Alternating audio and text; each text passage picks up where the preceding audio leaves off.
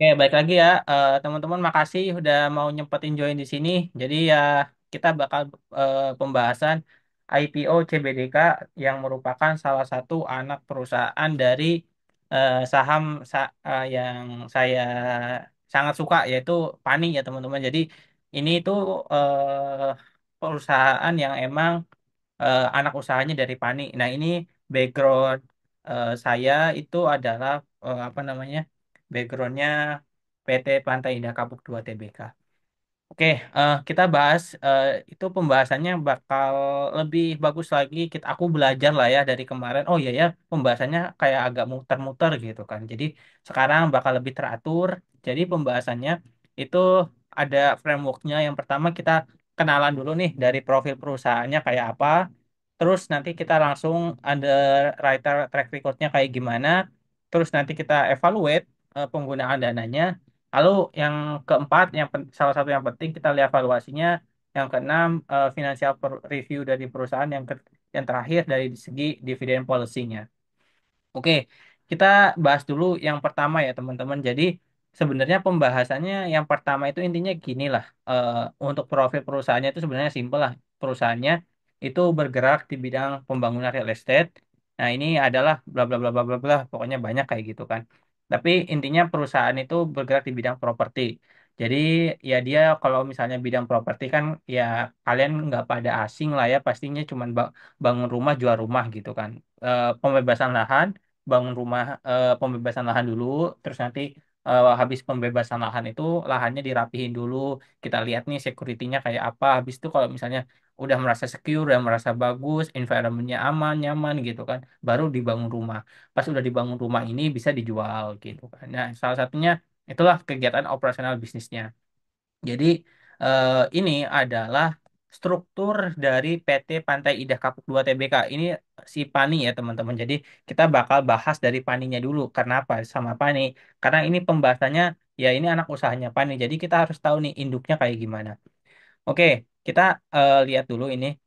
Di sini ada Pani itu kan dimiliki sama dua orang, dua ya, dua komposisi. Yang pertama MAP, MAP itu Multi Atra Pratama, dan yang kedua itu dari sama masyarakat gitu kan. Jadi seperti ini aja gitu kan. Tapi di balik PT Multi Atra Pratama itu ada PT Agung Sedayu sama PT Tunas Mekarjaya. Siapa mereka? Nah, kalau singkatnya, kalau misalnya di teman-teman yang udah ikutan Project satu tentang PT Indah Kapuk 2 Tbk pasti tahu siapa itu. Nah, kalau PT Agung Sedayu itu punyanya konglomerat di bidang properti yaitu Pak Aguan nih yang di sebelah. Kalau misalnya dari saya itu sebelah kanan, kalau di kalian mungkin di kiri. Nah, kalau PT Tunas Mekarjaya itu merupakan grup dari Salim Group yaitu ini. Nah, teman-teman, kalau misalnya nih ada perusahaan yang IPO dari keluarganya Salim Group, teman-teman ikut aja. Sebenarnya simpel aja sih kayak gitu. Kalau misalnya nih ada orang yang nge-IPO-in satu saham, terus dari konglomerat ini Salim Group ikut aja. Kenapa? Karena kalau misalnya nih dari perusahaan yang Salim Group pasti bagus-bagus. Contohnya aman. Teman-teman lihatlah aman gitu kan dari harga berapa sampai ke harga 10.000 itu udah naik ribuan persen gitu kan. Terus kalau misalnya kita ngikut Pak Agung Sedayu Group ini, si Pak Agung juga sama ini bagus orangnya. Dia sayang sama retail-retail lah ya. Jadi mereka apa namanya apa ya owner yang baik lah nggak kayak sorry itu say yang sebelumnya gitu kan yang IPO sebelumnya I think ya kurang nyaman lah ya yang sebelumnya kan kita dikendarain sama orang yang kita nggak tahu siapa gitu kan ya mungkin teman-teman perusahaan yang tadi ARB lah tapi diangkat jadi hijau gitu kan aku itulah nah itu kurang kurang nyaman lah. Nah, terus teman-teman, lihat ya di sini teman-teman apa namanya? nggak perlu nggak perlu ngeliatin yang ini nggak perlu ngeliatin yang ini, nggak perlu liatin yang ini gitu kan. Teman-teman bisa langsung lihat ke PT Kosambinya gitu kan. PT Kosambinya itu ada di sini nih. Nah, jadi si Pantai Indah Kapuk 2 Tbk, dua itu dia itu punya apa namanya? Komposisi kepemilikan di PT Kosambi Sukses BKS. Kita nyebutnya BKS ya teman-teman ini di BKS atau CBDK, CBDK ya, CBDK-nya. Jadi kayak gitu ya teman-teman. Jadi Pani punya BKS sebanyak berapa? 51%. Nah, terus kita Lihat lagi nih ke dalamnya, di dalamnya si apa namanya, di dalamnya si BKS ini ada apa? Nih ada em, ada 4 perusahaan, 5 perusahaan. Ada CKI, ini kita singkat aja ya teman-teman. CKI, ada MAS, Cahaya, CGIC, FCS, sama ASG gitu kan, Agung Surya Gemerlap. Jadi kurang lebih kayak gini ya. Ini tuh tanda ini tuh merupakan petunjuk bahwa dia anak perusahaan gitu kan teman-teman. Jadi ini anak usahanya dari BKS gitu kan. BKS di Cahaya Kencana cuma punya berapa? 57%. Jadi misalnya nih, kok ini ada ownership kayak gini tuh fungsinya untuk apa? Jadi misalnya nih, perusahaan, let's say katakan PT Agung Surya Gemerlap atau ASG, itu tuh dia tuh membukukan pendapatan, net income, laba bersih misalnya, let's say katakan 100 juta rupiah gitu kan. Jadi kalau 99%-nya berapa? 99 juta kan. Jadi 1 jutanya mungkin nggak tahu kemana, tapi 99 jutanya nanti bakal masuk ke BKS gitu. Itu fungsi dari ownership kurang lebih seperti itu. Sama misalnya ini kayak PT Fin CT Rindo satu, satu ya, atau FCS itu kan dia punya kepemilikan 40%. Misalnya ini let's say katakan dia membukukan net income 200 juta. 200 juta dari 40% berapa? Ya kira-kira 80 juta ya teman-teman. Jadi nanti si FCS ini bakal berkontribut ke Kosambi itu sebesar, apa namanya, sebesar 40%-nya. Jadi 40%-nya dari net income berapa? 80 juta. Net income-nya 200 juta berarti kan 80 juta. Jadi itu fungsinya ownership dari suatu perusahaan. Jadi itu itu mungkin sederhana, tapi nanti kita bisa lihat kepentingannya. Kita harus tahu itu tuh nanti pembahasannya ada di bagian valuasi ya teman-teman. Jadi itu tuh fungsinya nanti kita ngevaluasi suatu perusahaan properti gitu. Oke. Nah, terus ini kita bahas singkat-singkat aja ya teman-teman. Soalnya ya sebenarnya simpel aja sih. Oh, ini perusahaan dua konglo gitu kan. Kalau perusahaan konglo itu pasti bakal bagus lah. IPO-nya nggak mungkin dijelek-jelekin kayak gitu. Kayak misalnya AADI kemarin kan, ya teman-teman bisa beger lah ya 100%, tapi sayangnya sekarang udah berkurang mungkin sampai 50% atau bahkan mungkin lebih kurang dari itu. Tapi ya saya sendiri untuk perusahaan AADI masih belum jual juga. Oke, ini dari jadi kepemilikan dari suatu saham si yang sebelumnya, yang ini nih, yang sebelum IPO, ini sebelum IPO ya teman-teman. Ini sebelum IPO itu kepemilikannya, teman-teman udah tahu kan tadi PANI itu siapa? PT Indah Kapuk 2 Tbk. Jadi yang punya BKS itu PANI, AS Agung Sedayu Group, TMJ itu adalah PT Tunas Mekarjaya gitu kan. Nah, terus after dia IPO, jadi kepemilikan sahamnya berubah teman-teman. Jadi kepemilikan sahamnya, sebelumnya si Pani punya 51%, jadi sekarang berkurang kurang lebih 4,1% gitu kan. Jadi berkurangnya kemana, nanti ke dilusi atau divestasi ya bahasanya, ke masyarakat.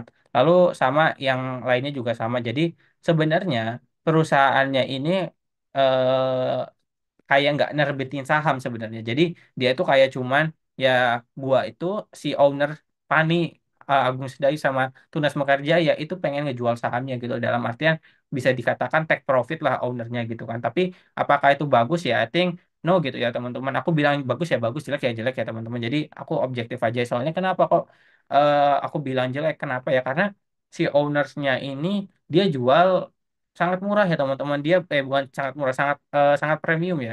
Dia beli di harga 20 perak, tapi dia jual di harga penawaran di harga 3 ribuan. Jadi dia itu ya profitnya kan sangat, cuma lumayan tebel ya teman-teman. Sama ini coba dihitung aja, tebel tebel banget. Dan ini, jujur, aku kurang suka sebenarnya. Dia tuh udah untung 150 kali lipat ya. Kalau misalnya kita asumsinya paling bawah ya teman-teman. Jadi ya itu something like I don't like from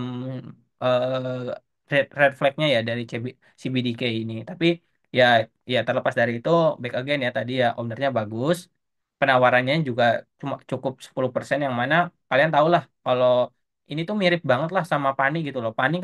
Ini Pani kan teman-teman lihat nih, masyarakatnya kan juga 10%. Jadi ini juga sama teman-teman. Jadi Pani, Agung Sedayu sama TMJ itu kan sama-sama mirip kayak Pani lah. Ini perusahaan sekecilnya Pani gitu loh. Jadi bener-bener gayanya, gaya dia IPO sahamnya, lalu gaya dia ownershipnya baik bagaimana ini niru banget Pani. Jadi aku ngelihatnya si CBDK ini perusahaan yang ya mini pani lah bahasanya gitu kan. Kenapa ya? Karena dari segi ownershipnya cuma 10%.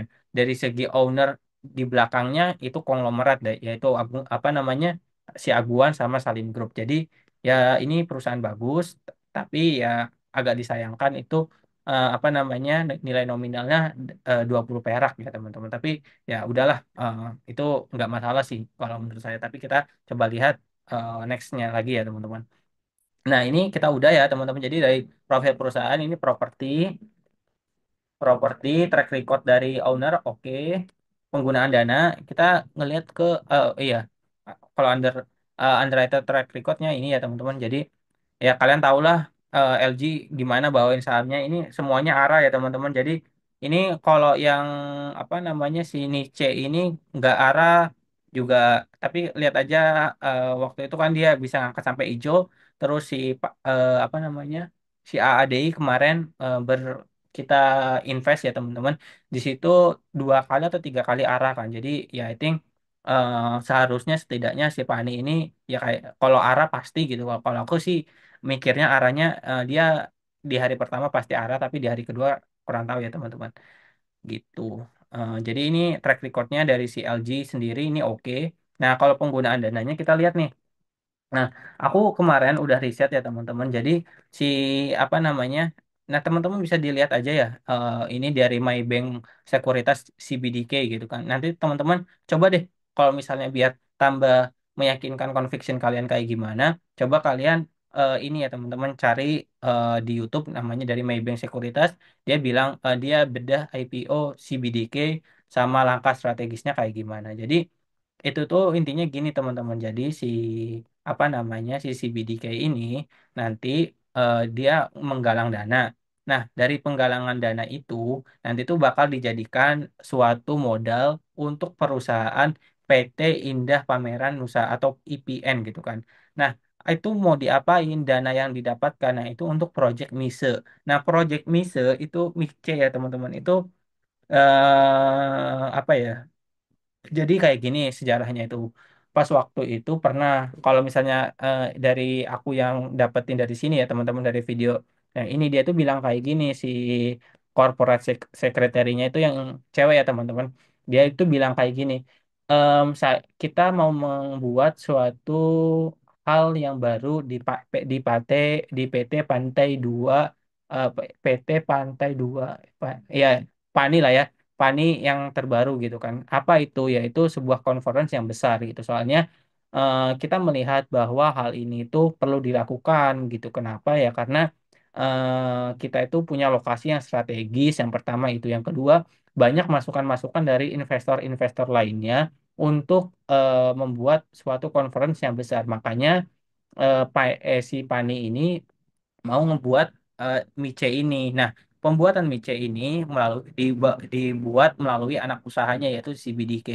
Jadi kurang lebih seperti itu. Dan hal yang perlu kalian note itu si corporate sekretarinya itu bilang bahwa si mice ini bakal apa namanya bakal berlangsung, bakal mulai apa ya, mulai mulai opening, mulai opening dan start itu di September 2025. Dan ini penting ya teman-teman. Kalau misalnya nih, kalau kalian nih beli saham CBDK untuk di hold, kalian harus pantau nih projectnya. Projectnya dia bilang, si corporate secretary-nya dia bilang, mulai September itu udah mulai start. Jadi kalau misalnya projectnya mandek, apa namanya, projectnya mandek, terus ya nggak bisa sesuai dengan apa yang dibilang sama si ini, si siapa itu? Ya apa namanya si corporate secretary itu I think something like you have to careful gitu loh. Jadi kenapa harus dihati-hati ya? Karena dia nggak bisa men apa ya disebutnya dia nggak bisa menjalani apa yang dia sebutkan gitu atau apa yang dia janjikan dan itu kalau misalnya saya sendiri, kalau ada perusahaan-perusahaan yang seperti itu, I think is bad gitu kan. Dia aja bilang X tapi dia nggak bisa ngelaksanainnya gitu kan. Jadi itu yang harus di note. Jadi kalau misalnya one day kalian pengen beli saham ini lalu simpen saham ini, ya kalian harus apa namanya, harus hati-hati gitu kan, harus bisa perhatikan sama project-projectnya gitu.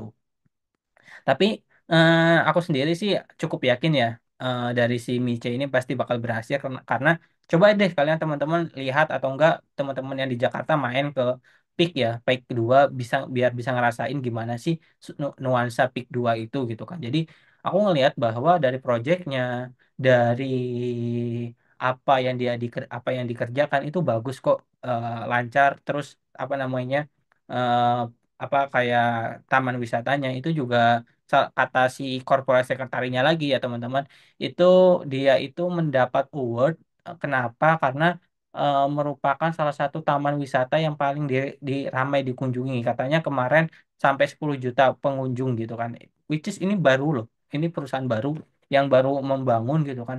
Udah sampai sebanyak itu gitu kan. Jadi ya I think aku yakin sih perusahaannya juga bagus. Jadi ya tinggal nunggu waktu aja. Jadi teman-teman itu ya ini juga salah satu early conviction teman-teman ya. Kalau misalnya nih kalian mau invest di perusahaan Pani atau di perusahaan CBDK-nya, kalian harus make sure dulu nih gimana sih manajemennya, ownernya kayak apa, apakah dia punya track record bagus atau enggak. Datang deh ke sana ke Pick 2 biar kalian bisa ngerasain gimana apa namanya, vibes-nya kayak apa biar nanti kalian bisa yakin ketika kalian mau invest di sini gitu. Jadi back again here dari penggunaan dana dan latar belakang IPO, I think it's not bad gitu kan, nggak ada yang jelek dan bagus, dan tujuan dari Mise sendiri itu juga sangat bagus. Kenapa? Karena tujuannya si si mau si Pani ini melalui anak usahanya si BDK itu pengen dapetin namanya recurring income. Jadi teman-teman, recurring income itu kayak semacam inilah ya teman-teman, pendapatan sewa lah. Jadi nanti kayak misalnya hotel ya teman-teman, hotel kan kalian beli per malam ya. Kalian nggak bisa beli hotel tersebut, kalian nggak bakal bisa beli hotelnya gitu kan. Jadi kalian harus bayar. Nah, recurring income itu seperti itu. Nah, si Mise ini bakal dijadikan recurring income-nya. Jadi itu tujuannya. Jadi ya I think it's good gitu kan untuk penggunaan dana IPO-nya gitu kan. Jadi ini untuk yang nomor ininya oke gitu kan, penggunaan dananya. Terus kita lihat nih ke valuasi perusahaannya. Gimana sih kita ngevaluasi suatu perusahaan yang properti? Nah, berbeda dengan perusahaan-perusahaan sebelumnya yaitu kayak kita membuat MD, kita ngebuat AADI, kita kan sebelumnya pakai ini ya teman-teman, valuasi yang apa ya, yang umum ya digunakan yaitu valuasi PI, PBV dan yang lain-lain ya teman-teman, yang valuasi pasar gitu kan. Tapi kalau misalnya kita perusahaan properti, kita memvaluasinya menggunakan yang namanya net asset value ya teman-teman. Jadi bukan lagi pakai PI, PBV kayak gitu ya teman-teman. Jadi mungkin ini juga suatu hal yang baru bagi teman-teman karena kebanyakan orang nggak beli Pani, nggak beli apa ya, nggak beli perusahaan properti seperti Pani ya kayak gitu ya. Mereka melihatnya dari PI-nya yang sudah terlampau tinggi gitu kan. Tapi padahal kita kita nggak ngelihat Pani itu lewat PI, tapi kita ngelihatnya dari net asset value ya teman-teman, atau NAV namanya. Nah di sini teman-teman ingat ya, di sini kan aku biar ini ya biar enak ya, biar aku nggak scroll scroll lagi ke atas. Oke, kok nggak ke copy paste sih. Nah, teman-teman bisa dilihat di sini kalau ini eh nah, PT BKS ini ya teman-teman, itu tuh punya anak usaha. Anak usahanya apa aja? Ya, kita ini dulu ya. Kita buat dari BKS-nya dulu. Kita buat dari BKS-nya dulu. Habis itu kita rinci ini. Habis BKS ada apa? Ada CKI, udah CKI. Terus ada MAS, udah. CGIC udah. FIN udah. AGS. Nah, ini AGS nanti bisa masuk ke BKS-nya itu sendiri. Oke, terus kalian harus cek dulu nih land bank dari setiap masing-masing perusahaannya berapa gitu kan. Nah, teman-teman bisa ya coba searching atau enggak ini ya ketik aja materi public expose PANI gitu kan. Nanti kalian bakal bisa dapetin nih informasi-informasi mengenai land bank yang tersedia dari setiap masing-masing anak usaha. Nah, jadi nanti kalian bisa dapetin itu. Nah, atau enggak aku tunjukin sekarang deh. Nah, ini. Nah, ini land bank yang dipunyai sama si PT Pantai Indah Kapuk 2 TBK. Tapi kita lihatnya ke yang BKS ya, teman-teman. Nah, ini BKS gitu kan. Nah, ini. Nah, kurang lebih kayak gitu ya, teman-teman. Jadi, kurang lebih angka-angkanya ini dapat dari mana, itu dari situ gitu kan. Nah, yang pertama, ownership dari BKS sendiri kan 100% ya. Orang dia namanya juga CBDK ya, CBDK kan BKS itu sendiri gitu kan. Jadi, ownershipnya 100%, lalu CKI 57 dan yang lainnya gitu kan. Teman-teman tinggal dimasukin aja nih ownershipnya berapa. Land banknya berapa? Land banknya itu ini dimasukin nih, di copy paste aja ke sini gitu kan. Nah, terus eh gini ya teman-teman, ini ada asumsi ya teman-teman. Asumsinya itu apa? Asumsinya itu adalah kalian bayangin ya, kalau kalian punya tanah gitu kan. Let's say katakan punya tanah 100 meter atau enggak ya berapa ya? 50 meter kayak atau apalah ya, berapa lah. Bayangin atau enggak gini deh. Piring.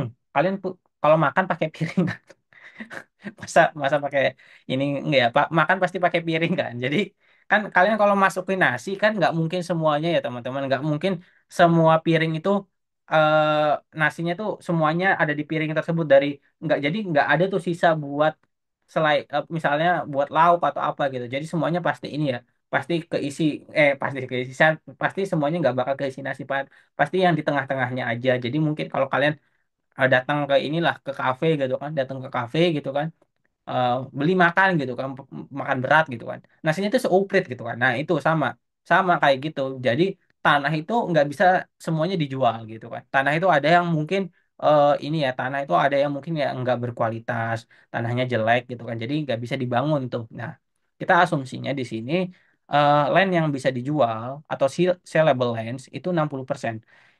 Tapi ini sebenarnya udah kayak apa ya, kayak mustahil sih bagi Pani. Kenapa? Karena ini masalahnya gini ya, kita nah, ini apa namanya, yang warna ini itu bisa diubah ya, ini bisa diubah. Jadi nanti kalian mau kalau minta filenya yang ini, itu kalian bisa atur-atur sendiri dan coba cari valuasi sendiri gitu kan. Kalau aku sendiri biasanya pakai si labelan yang 60%. Jadi kalau misalnya ada warnanya, berarti di situ bisa di kalian ubah.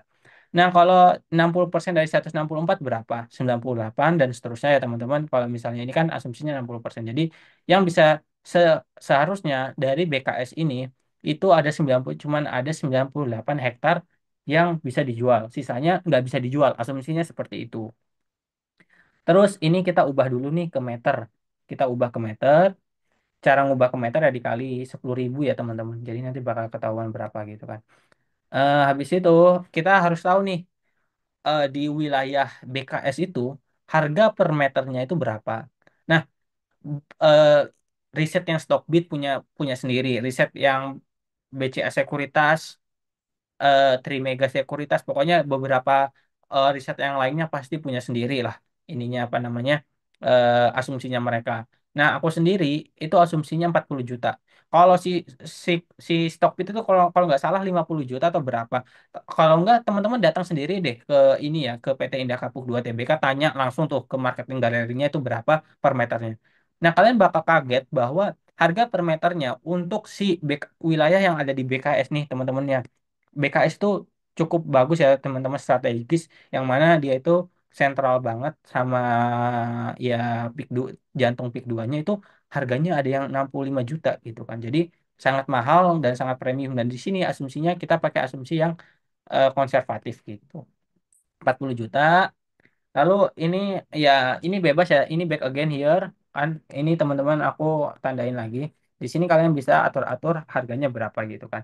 Nah, kemarin sih di laporan keuangan PT Pantai Indah Kapuk 2 TBK, ini kan ada nih asumsinya nih. Dia itu bilang bahwa akuisisi lahan 1,2 juta, pengembangan lahannya per meternya itu dia itu cuma ngeluarin 500.000. Berarti kan 1,2 ditambah 500.000 berapa? 1,7 kan. Tapi kalau si Stockbit dia asumsinya 2 juta ya teman-teman. Ya dia naikin dikit lah. Ya sebenarnya kalau aku naikin juga nggak ada masalah sih teman-teman. Nih aku naikin ya. development cost-nya. Kalau net asset value-nya berapa? Jadi net asset value-nya itu adalah perkalian antara sellable land dikali sama, nah ini langsung dikurangin aja nih, 40 dikurangi 2,3. Nah, kalian bisa dapetin harga sellable land-nya berapa gitu kan. Ah iya, teman-teman bentar ya.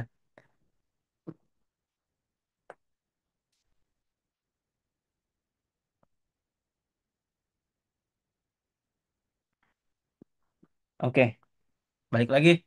eh ya, saya labelnya, saya labelnya kalian bisa dapetin berapa. Terus ya nanti tinggal di drag aja ke bawah. Nanti kalian bisa dapetin harganya berapa gitu kan. Net asset value-nya berapa. Nah, setelah kalian dapat ini net asset value-nya yang ini, itu kalian bisa dijumlahin nih net asset value dari keseluruhan si BDK. Nah, kalian bisa dapetin angkanya itu 138 triliun. Jadi katanya sih ini ya apa namanya 138 triliun itu banyak orang yang menyatakan bahwa NAV itu mencerminkan market cap ya teman-teman. Jadi kalau misalnya apa namanya, aduh nggak bisa ya.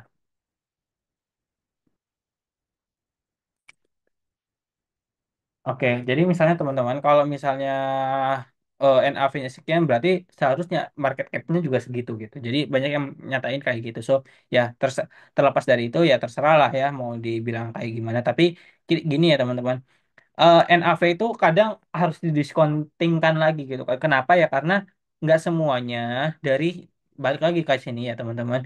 Walaupun ya ini kita udah mengatakan bahwa tanah yang bisa dijual itu sekian. Nah, tapi faktanya itu mungkin aja ada yang nggak kejual. Nah, makanya kita pakai asumsi NAV 90% ini gila banget sih. 90% itu udah kayak murah kebangetan gitu loh. Kenapa murah kebangetan? Karena nggak mungkin deh gitu loh, kayak rasanya kayak nggak mungkin nggak sih, bayangin berarti yang cuma bisa dijual dan secara bersihnya aset bersihnya itu cuma 10%-nya gitu kan. 10%-nya berarti berapa ini, 13 triliun ya teman-teman, 13 triliunan. Jadi ini mbak, ini sangat murah gitu kan.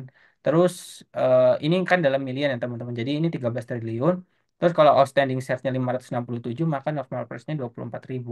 Tapi back again, disclaimer on ya teman-teman. Jadi aku nggak bermaksud untuk kayak gimana, tapi ini kayak terlihat lebih murah, kayak kemurahan gitu kan teman-teman. Tapi ya aku juga nggak begitu berani banyak komen karena ya nanti apa namanya teman-teman mikir bahwa wow gila sih ini apa namanya kemurahan atau kayak gimana gitu kan. Jadi ya, eh, ya kayak gimana lagi? Aku juga nggak tahu. Aku juga pakainya valuasi dari NAV, dan kalau pendekatannya seperti itu bakal kita dapetin normal price-nya di angka 24.000. Apakah bisa di-achieve?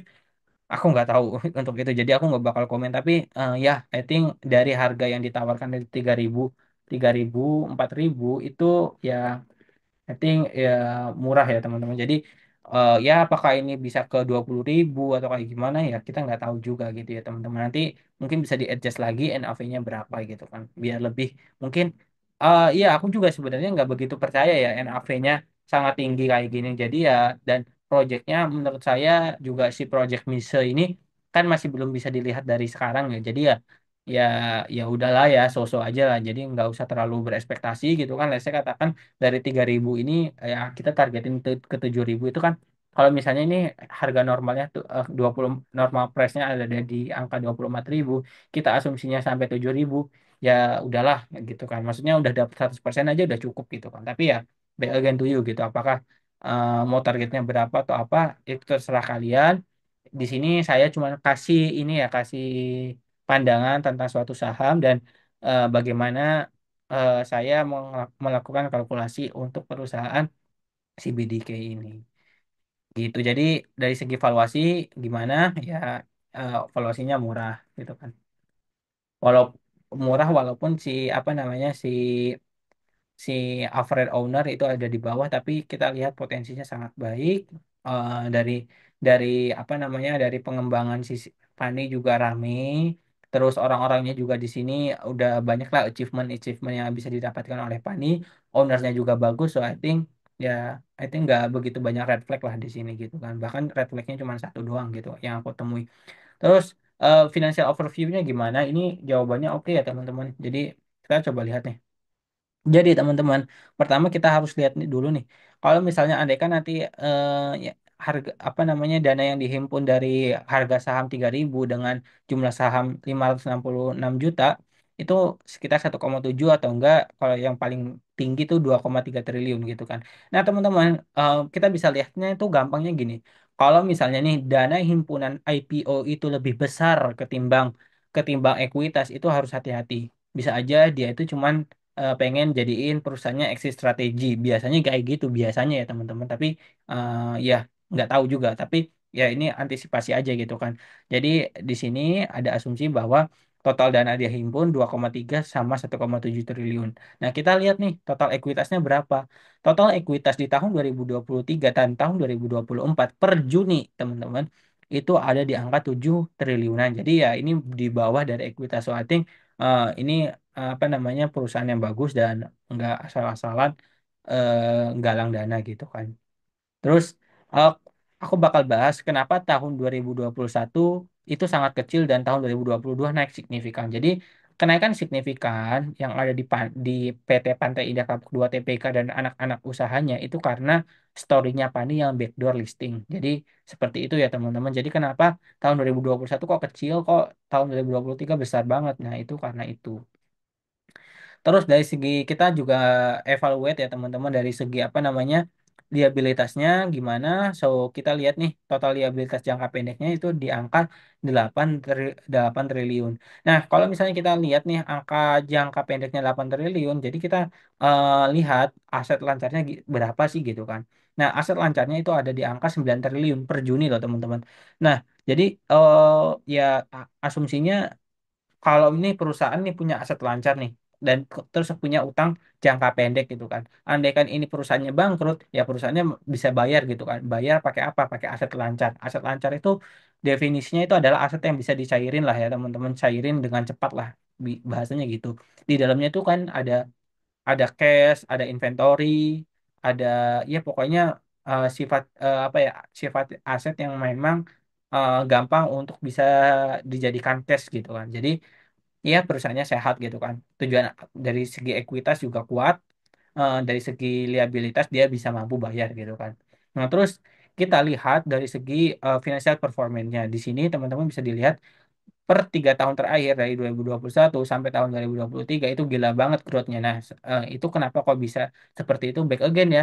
Tadi aku udah bilang bahwa perusahaannya bisa tumbuh sebanyak itu ya karena perusahaannya ini ya teman-teman backdoor listing. Jadi dulu perusahaannya cuma perusahaan kecil, sekarang karena asetnya dimasuk-masukin, right issue dan yang lain-lain, jadi apa namanya pendapatannya bisa gemuk gitu kan. Nah, tahun 2023 1,9 triliun gitu kan. Tahun 2023 per Juni 2024 itu 2003 dan tahun 2024 ya ini agak turun. Nah, penurunannya itu kenapa? Nah, kalau misalnya kalian lihat di prospektus, penurunannya itu terjadi karena ya apa ya, growth-nya itu menurun dari penjualan rumahnya. Jadi teman-teman di tahun 2023 Juni 2023 itu banyak ini ya penjualan yang didapatkan dari serah terima gitu kan. Nah, tahun 2024 itu turun karena itu gitu kan. Jadi ya penurunannya juga wajar lah kalau kataku nggak begitu apa namanya ya ya cukup banyak tapi nggak begitu terlalu harus dipikirkan banget lah. Kenapa ya? Karena ya itu masih dalam kategori yang ya masih oke lah gitu kan dalam artiannya gitu. Terus kita lihat juga nih dari segi ini ya teman-teman, dari segi labanya kayak gimana ya. Ini labanya tumbuh ya teman-teman dari tahun ke tahun kita. Cuman di tahun 2023 itu ya agak sedikit turun karena ya dulu di tahun 2023 banyak ini ya teman-teman banyak ya kalian tahu lah kayak misalnya tahun 2023 dibandingkan sekarang ini kan apa namanya kita daya belinya lebih rendah lah dibandingkan tahun 2024 gitu kan. Tak hanya itu kan teman-teman tahu kan di tahun 2023 nggak kayak tahun 2024 yang mana suku bunga di tahun 2023 itu lebih enak lah, lebih nyaman ketimbang sekarang. Jadi orang-orang mungkin lebih banyak beli dan waktu dulu ini hype-hype-nya gitu kan. Sekarang udah mulai ya biasa aja gitu. Mungkin aja makanya pendapatannya ya relatively stable gitu kan. Oke, terus kita lihat nih dari segi rasio-rasionya, ya ini dari segi laba oke gitu kan, dari segi current ratio, dari segi apa namanya, dari segi apa solvabilitas atau bagaimana menjawab atau membayar kewajiban-kewajibannya juga oke gitu kan. Jadi overall ya bagus lah, nggak ada nggak ada red flag juga di bagian rasio keuangan. Terus ini di bagian others ya teman-teman. Jadi eh, kemarin itu Pak, kalau misalnya kalian lihat di YouTube-nya, itu kalian bakal bakal bisa dapetin informasi bahwa si apa namanya, si corporate secretary-nya itu bilang bahwa dia itu ada isu buat bagiin dividen, dividennya itu dari laba bersih kurang lebih 40%-an. Dan itu yieldnya itu sekitar 1%-an dari harga IPO. Nah itu terus dijawab kan sama si korporat sekretarinya bahwa itu merupakan keputusan RUPS. Jadi ya sebenarnya kalau misalnya nih kalian ngarep si CBDK ini ngasih dividen itu agak eh, likely unlikely to give gitu ya. Jadi kayaknya nggak begitu bakal kasih untuk tahun 2024 deh, karena ya proyeknya masih panjang dan si corporate secretary itu bilang bahwa mereka kayaknya masih bakal apa namanya, dari net income perusahaannya itu bakal dipakai untuk pembangunan lebih masif lagi gitu. Tapi dia nggak menuntut kemungkinan juga kalau misalnya bagiin dividen gitu, kata kata si ini ya, kata si corporate secretary-nya. Lalu ini teman-teman keunggulan kompetitifnya kalian tahulah, ini didukung sama grup Agung Sedayu sama grup Salim.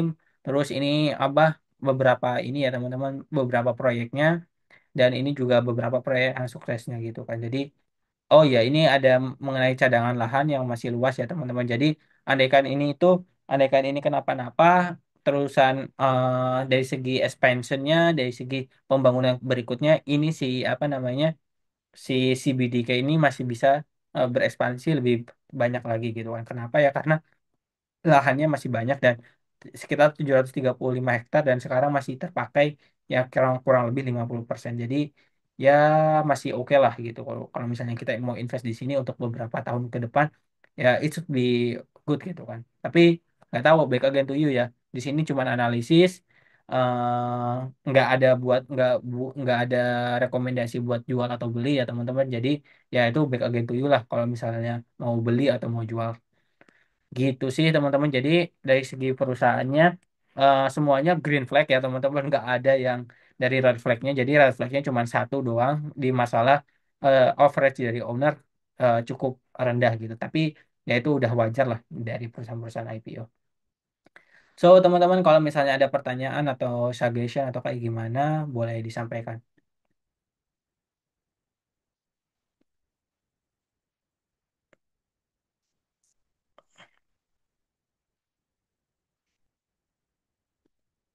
Mau nanya sama ADI juga nggak masalah ya teman-teman. Aku juga ADI ya, apa namanya, averageku juga sekarang udah mulai dekat sama sama harga sahamnya gitu kan. Kemarin pernah jajan ya teman-teman di harga, ya di harga 8 ribuan, terus ya sekarang malah tambah turun gitu.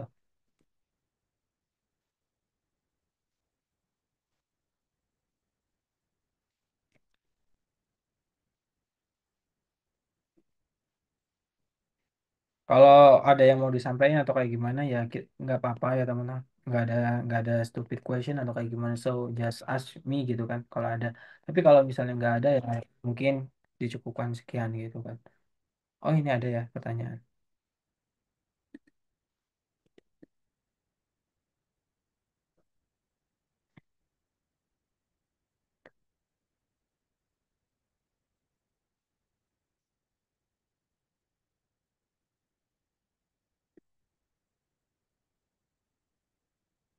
Oke teman-teman, makasih ya untuk untuk yang apa namanya, untuk yang pertanyaan Rozan itu ya kurang ya sebenarnya seharusnya aman ya teman-teman. Kenapa ya? Karena perusahaannya bagus, ownernya juga oke. Untuk masalah dividen kan tadi udah saya bilang ya teman-teman, itu kata korporasi sekretarinya ya berpotensi untuk kasih, tapi menunggu keputusan dari RUPS-nya kayak gimana gitu. Jadi kalau misalnya uangnya masih bisa dipakai untuk pengembangan, ya mereka lebih mengutamakan untuk pengembangan karena mereka lagi ngincar yang namanya growth yang cukup tinggi gitu kan. Jadi ya seperti itu untuk masalah dividen. Dan untuk masalah apa namanya, kalau untuk masalah investasi 3 tahun sampai 4 tahun, kalian ini ya teman-teman harus bisa ini ya, harus bisa kontrol ketat ya sama pembangunannya gitu kan. Kalau misalnya pembangunannya bagus kayak gitu ya mungkin oke. Tapi kalau misalnya pembangunannya mandek kayak gimana, nah itu coba dipikirkan ulang. Tadi ya teman-teman udah aku kasih note gitu kan. Coba dicek dulu di YouTube-nya Maybank Sekuritas. Terusan lihat video itu dia ngejanjiin bahwa apa namanya bakal apa ya bakal ini ya teman-teman bakal mulai tahun 2025 September. Kalau misalnya nggak mulai itu salah satu indikasi yang menurut saya negatif ya gitu. Semoga menjawab ya Rozan. Terus yang nomor dua dari Dava,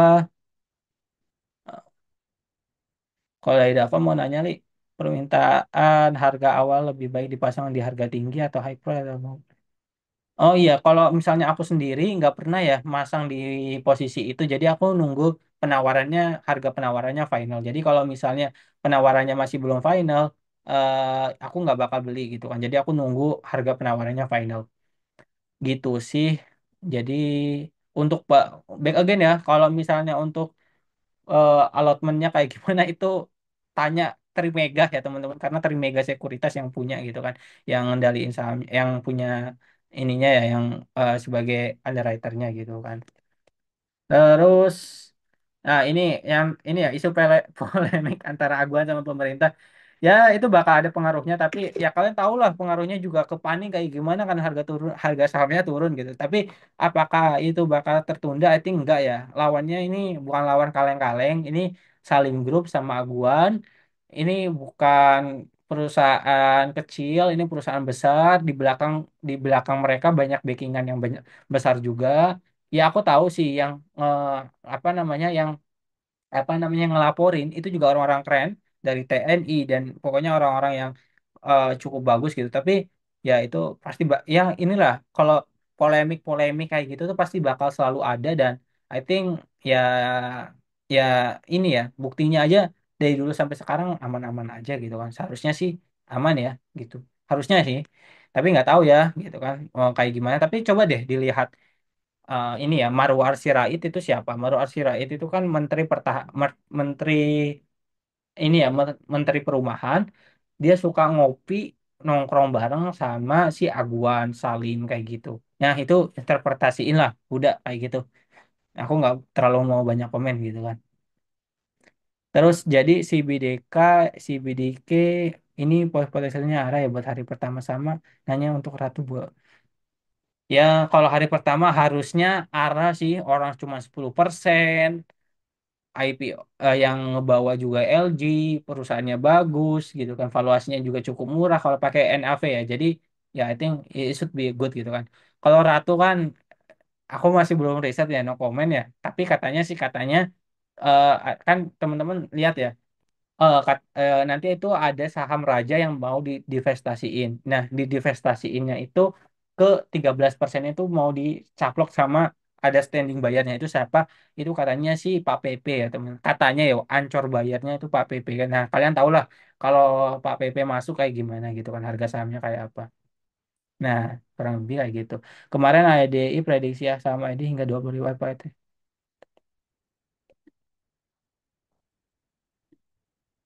Oh enggak, saham ADI nggak bisa pakai NAV ya teman-teman. Itu kayaknya pakai PI. Jadi teman-teman yang aku juga ya ini ya di part saham yang kedua itu pembahasan ADI aku juga targetinnya sekitar 20 ribuan. Tapi apa namanya apakah itu bisa ya I don't know gitu. Back again to apa namanya to market gitu kan masalah itu. Tapi kan kita cuma ngelihat nih perusahaan apa namanya perusahaan perkembangannya kayak apa, finansialnya kayak apa, harga batu baranya kayak gimana. Jadi as long as batu baranya masih ini ya masih bagus ya, I think ya ya terserah sih untuk mau dijual. Tapi kalian kalau misalnya hold saham ADI untuk 1 tahun ke depan lah begitu kan tahun 2025 ya dia pasti bakal kasih dividennya kan cukup lumayan tinggi ya. Kalau misalnya kita beli di harga IPO itu dividennya sekitar 17%-an atau 20%-an gitu kan. Jadi itu cukup tinggi banget lah.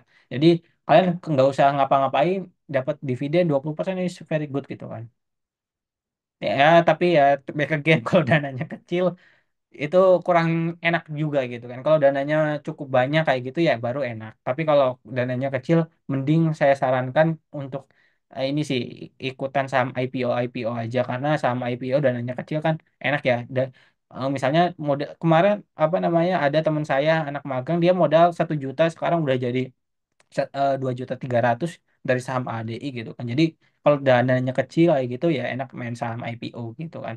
Yang bagus ya teman-teman jangan jangan yang kayak yang tadi gitu kan nggak jelas lah aku nggak no comment lah ya gitu untuk yang saham yang tadi gitu sih kalau nada sini bros kira-kira satu satu akun dapat berapa lot katanya sih eh, berdasarkan SID ya teman-teman jadi kalau misalnya SID-nya sama ya katanya pembagiannya juga based on SID gitu jadi kurang tahu nih pasti pembagiannya pasti bakal dapat dikit banget sih tapi saya sendiri bakal ngebit 2 digit lah nanti gitu eh apa namanya untuk Naufal Adi kapan dilepas aku nggak tahu sih mau dilepas kapan gitu kan tak pengennya sih di harga 15.000 atau 16.000 oke lah gitu kan tapi disclaimer ya aku aku sendiri kan kan hanya ya berapa ya dilepasnya jadi aku sekitar segituan juga kayaknya pertimbangan untuk beberapa itu udah diturunin tapi ya nggak tahu ya sekarang kan lagi rame saham-saham bagus nih ada CBDK ada Ratu, ada CDIA, SD, CDIA ya. CDIA itu juga perusahaan bagus ya, teman-teman. Nanti perusahaan kripto itu, gitu kan. Gitu. Ah, ya lumayan lah.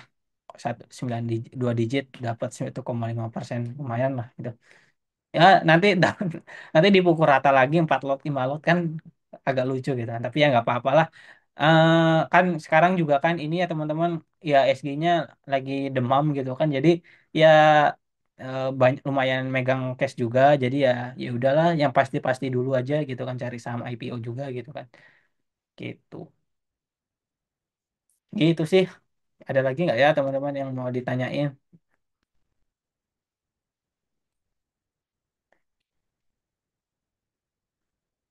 Oke, kalau misalnya udah dan nggak ada, ya makasih buat teman-teman yang udah join. Tapi ingat lagi ya teman-teman disclaimer. Aku nggak mau teman-teman itu bakal denger kayak ini. Kasihan teman saya itu dia ditanyain 1 chat, 1 hari 10 chat gitu kan itu ini apa namanya back again lah masalah di sini kan ini apa namanya di sini kan analisis berbagi sharing ilmu gitu kan jadi untuk kalau misalnya sahamnya naik atau kayak gimana yang penting posisinya untung ya ya kalian bisa TP gitu tapi kalau misalnya ya rugi tapi kan kalau misalnya rugi at least ada analisisnya gitu kan analisisnya kayak apa analisisnya bagus atau enggak gitu kan kalau misalnya analisisnya berujung jelek kayak gitu ya udah ditinggalin gitu kan tapi kalau analisisnya kebanyakan green flag kayak gitu ya setidaknya untung kayaknya ya 90% bakal untung gitu kan. Tapi kalau ya kalau misalnya jelek mah nggak usah lah kayak misalnya kan kemarin udah aku bilang kan jangan beli saham enggak jangan beli sih red flagnya lebih banyak sih. Misalnya Mister Day ya teman-teman saya bilangnya Mister Day gitu kan. Mister Dai jelek gitu kan ya saya nggak beli gitu kan dan faktanya seperti itu kan dia di jam pertama anjir udah bikin jantungan tuh 25% langsung turun gitu kan tapi ya dinaikin sampai ke harga 12% 14% langsung tapi di pas penutupan dijadiin hijau gitu kan tapi itu ditampung CC gimana pendapatnya no comment ya teman-teman saya sendiri kan based on fundamental ya teman-teman jadi perusahaan itu kalau misalnya bagus kita aku beli kalau fundamentalnya bagus aku beli gitu kan kalau misalnya fundamentalnya jelek aku nggak bakal belilah kan si Mister Dai itu kan ini ya teman-teman apa dia dia laba bersih meningkat signifikan tapi peningkatannya itu bukan karena murni gitu loh tapi peningkatannya itu karena dia ekspansi tapi kalau kalian datang ke toko-tokonya secara real kita ngerasain gitu kan itu katanya banyak orang yang mengatakan ya teman-teman di Google di mana-mana itu katanya sepi gitu kan teman-teman jadi ya secara fundamental ya bisnisnya kalau lesu kayak gitu tinggal nunggu waktu kiamat gitu kan teman-teman tapi ya aku nggak mendoakan itu gitu kan tapi ya ya kita kan ya merasakan ya teman-teman ada feelingnya gitu kan ada katalisnya gitu kan tapi kalau misalnya masalah itu mau digoreng mau ditampung kayak gitu itu kan udah beda lagi udah beda cerita ya teman-teman bahkan banyak kan saham-saham yang jelek kayak gitu digoreng gitu kan nah itu kan lebih ke spekulasi ya teman-teman. Kalau di sini kan lebih ke analisis, pendekatannya lebih jelas gitu kan. Jadi kalau aku sendiri aku nggak bakal ini ya, nggak bakal banyak spekulasi, nggak bakal banyak itu. Saya mah yang penting untung aja lah yang jelas-jelas gitu kan. Nggak terlalu muluk-muluk pengen cepet-cepet kaya gitu kan. Ya santai aja lah. Yang penting jalannya bagus. Saya kan buktinya nih Pani gitu kan. Saya invest terus bisa dapat 100% 200% dari Pani gitu kan. Ya ya inilah apa namanya? Beda beda beda orang ya teman-teman. Jadi ya ya kan punya setiap orang punya pendekatannya masing-masing ya, ada bandarmologi, technical analysis dan yang lain-lain. Kalau saya sendiri lebih nyaman pakai fundamental gitu kan. Karena saya sendiri kan kerja ya teman-teman. Jadi magang gitu kan. Jadi nggak punya banyak waktu untuk eh, mantengin saham. Kadang itu juga mantengin saham, kadang game di grup juga cuman kayak buat meme-meme aja sih gitu kan, atau enggak motivasi aja gitu kan, gitu aja nggak. Tapi saya jarang banget untuk take actionnya gitu. Gitu sih, Riko, semoga menjawab ya.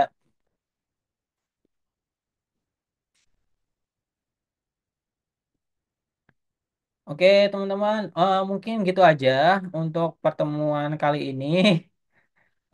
Kalau misalnya teman-teman ada pertanyaan atau kayak gimana, boleh ditanya di YouTube nanti. Kalau misalnya ada follow up pertanyaan, tapi kalau misalnya udah nggak ada kayak gimana, udah nggak ada ya, mungkin kita cukupkan sekian dan semoga bermanfaat apa namanya ilmunya gitu kan. Ya ya udah ya, semoga bisa bermanfaat dan semoga bisa cuan gitu kan. Jadi ya tadi udah dapet lah apa namanya pendekatannya, analisisnya kan ya teman-teman. Bagus lah, banyak bagus, cuma jelek cuma satu gitu kan, average ownernya aja.